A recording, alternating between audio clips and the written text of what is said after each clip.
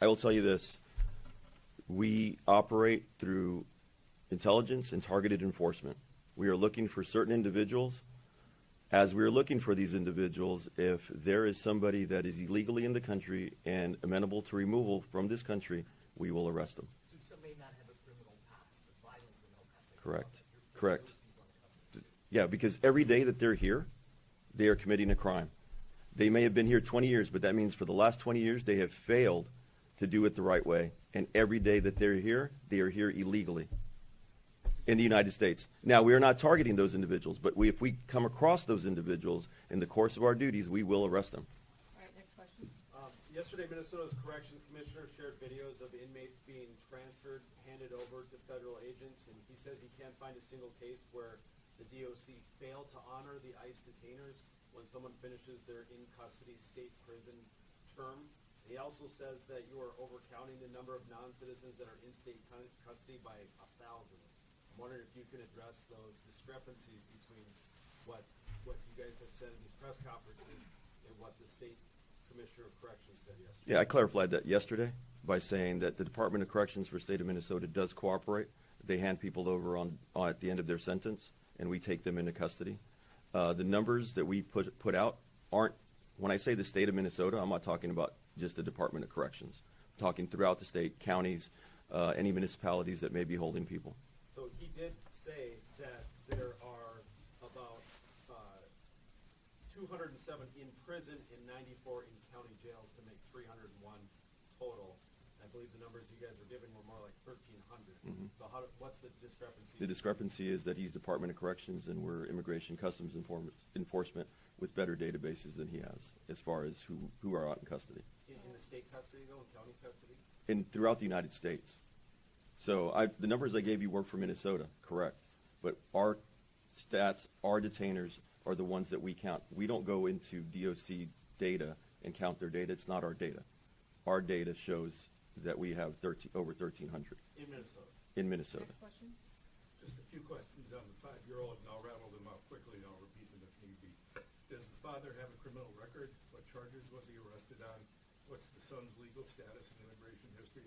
And what can you tell us about any ICE interactions with the mother, as well as her legal status and immigration history? That was pretty fast. Can you Yeah. Let's start with the first one. Does the father actually have a criminal record? And if so, what charges was he arrested on? I will have to get back to you with any of this in-depth criminal history, but he was in the United States illegally, and I believe he'd been ordered removed. I'm from the AP. Your press people do have my contact Yep. information. And what's the son's legal status and immigration history? The family came across as a family unit illegally a few years back. I can't get the date off the top of my head. Can you tell us anything about ICE's interactions with the mother, as well as her legal status and immigration history? We have not encountered the mother as of this time. My question's for the commander, just given portions of your remarks, sir, and we appreciate you taking questions very much. Of course. Maggie Vespa from NBC News. We have reported multiple times in-depth quoting DHS's statements saying that Liam Ramos is being held with his father in Texas. With that context in mind, we still have people saying that they're outraged at the idea of little kids being held in custody at all. So what do you say to those people, and what kinds of conditions are young children being held in?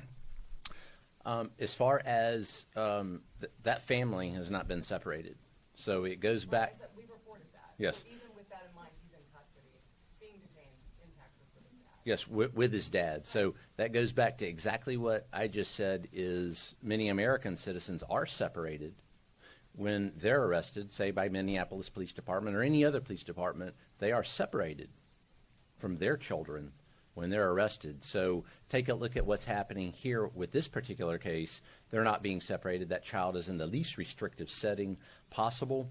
When I say that we're experts, both Border Patrol and ICE, in dealing with immigration cases that involve children, probably the most experienced anywhere in the United States by any domestic law enforcement agency. I know that in my particular Border Patrol sector, that saw thousands of individuals coming across the border during that last administration, including hundreds of children.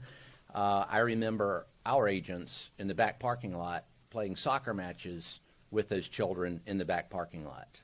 I challenge any other law enforcement agency anywhere nationwide to show me the fantastic care that ICE and U.S. Border Patrol provide children. Don't come across the border illegally, especially don't commit crimes, or there will be consequences. And American citizens face it. So, the law is fair and firm. If I may follow up, you said he's with his family. Another way of looking at that might be that we don't imprison or detain American children, penalizing them for the actions of their parents.